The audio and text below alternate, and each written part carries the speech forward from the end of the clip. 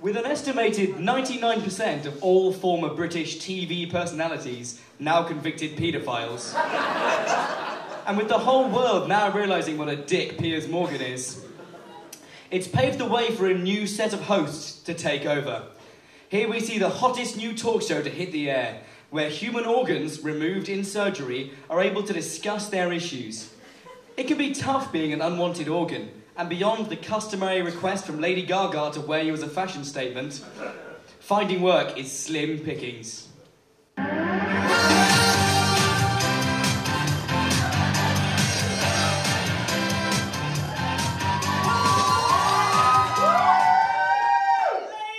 and gentlemen, good afternoon. What a show we have for you today here on Don't Take Me Out. We've got some fantastic guests on the show today with some inspirational stories to tell. Now, I know it can seem like the end of the world when you're suddenly hacked out at the first sign of trouble. But today, I want to show you that just because you're a discarded organ, it doesn't mean you're a useless organ. Now, let's hear from some of our studio audience first of all then. You, madam, tell us your story. Well, I am an appendix, and I'm an unwanted organ. Once the crown jewel of the digestive system, the queen of McBurney's Point, I was your go-to girl for digesting brass. But times have changed, and there's just no room in the gut for a little organ like me. Heartbreaking stuff. And you, madam, how about you?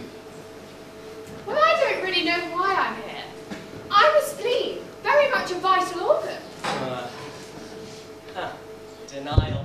A common form of grief. Excuse me, but I have a huge range of important functions. Oh, really? What exactly do you do?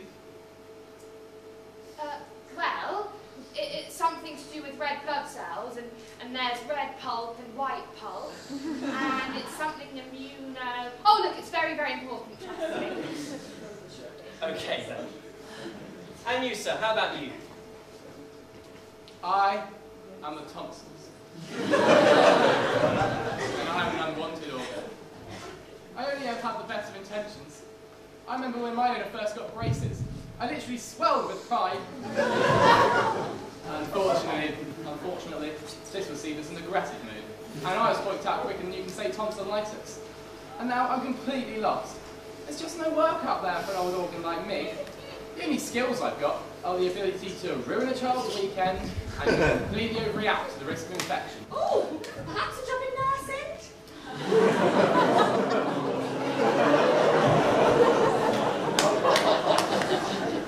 Hi there, I'm a foreskin.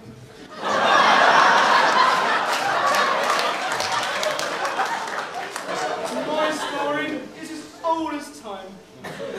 Apparently, our Jewish brethren don't think the human penis suit the hoodie look.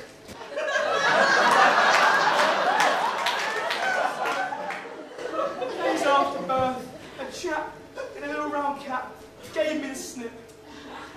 But there is hope out there for organs like us. I found employment as a hula hoop, as a slinky, and recently I found a permanent position in the cheese-making business.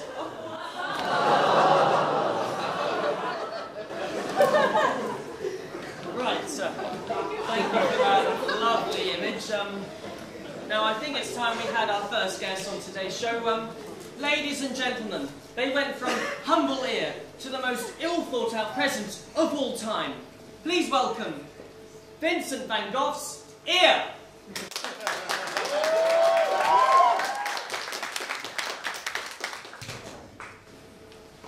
Well, can I just start by saying what a real honour it is to have you with us. What? I said it's a real honour to... Come on, I'm only kidding. Of course. Well, moving on, you've certainly caught the imagination of our audience today. Do tell us, what's it been like for you? Well, I think my story is pretty well known by now. Old Vincent was always a romantic, always looking for that original Valentine's gift. I pleaded with him to just go with the moon pig, but me off and pop me into a box. Gosh, that sounds terrible. Well, you think that's bad? You should have seen what he had lined up for his next present. Well, how do you stay so positive after a big blow like that? Well, I think you've got to keep things in perspective. Things could have been worse. I could have ended up as a light snack for Mike Tyson. Wow, inspiring stuff. Now do tell us, has it been easy getting work after the whole Van Gogh gig? Well, we all know it's tough out there, but science is always advancing. I hear they've grown a human ear on a mouse. So, with a bit of hard graft, I'll be an organ graft in no time. We wish you the very best of luck with that. Ladies and gentlemen, please give it up again for Van Gogh's ear.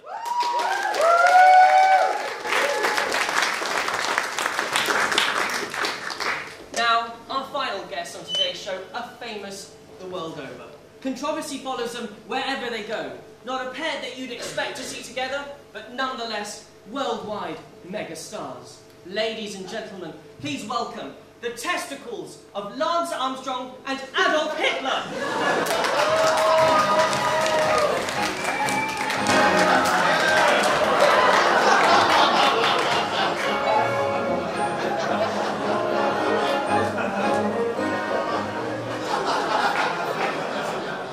Wow, guys, what an occasion it is to have you with us.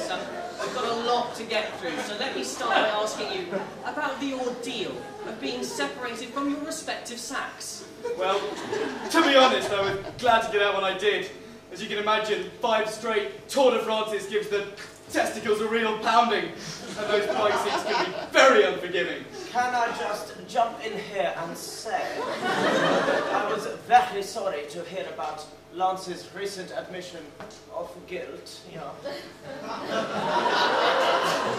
Yeah, it's been a really tough time, but with that and the testicular cancer, it's driven me straight back to the drugs. Much like the Tour de France, it's a vicious cycle.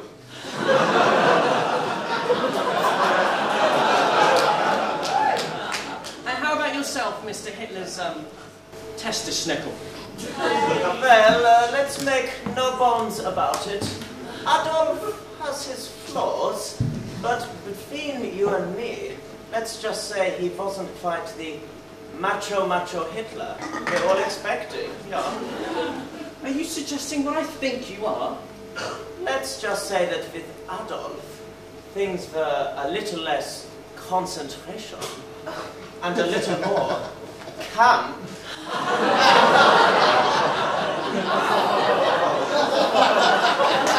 Quite a revelation.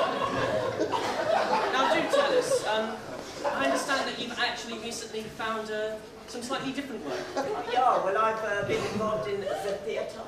I don't know if you've heard, but I've done some very successful shows at the Albert Hall. That's fantastic to hear. And yourself? Well, nothing yet, but I hear there's a young Canadian singer, completely lacking in balls, so fingers crossed for that. Now, I think it's time we took some questions from our studio audience. Any volunteers? Yeah, I've got one for Lance's bollock. With the recent rise in organ donation, what advice would you give to a new organ starting out in a new body? Well, I try to get to know your new organs, try not to rock the boat, because even in today's day and age, the risk of organ rejection can be really high.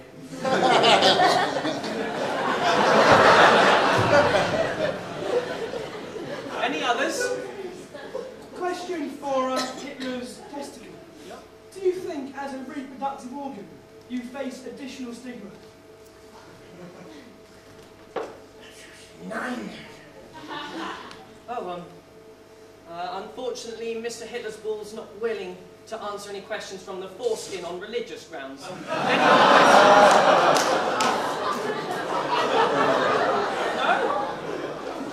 Okay then, we'll end it there. Thank you, you two. Join us next time as we'll be discussing the issue of realising you're no longer needed with Nigella Lawson's nasal septum. Then I go head to head with George Best's second deliver in a brand new quiz show, Graft versus Host. See you then!